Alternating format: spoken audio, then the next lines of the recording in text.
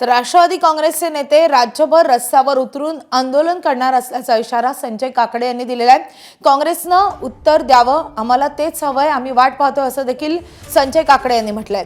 सुनेला बोलले तर शरद पवार गप्प का आहेत असा सवालही त्यांनी उपस्थित केला आहे।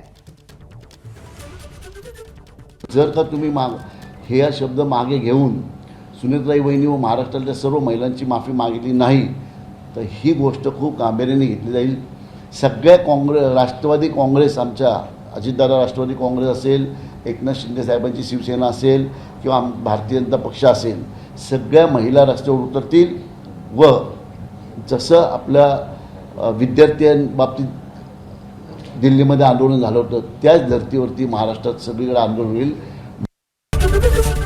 एबीपी माझा, उघडा डोळे बघा नीट।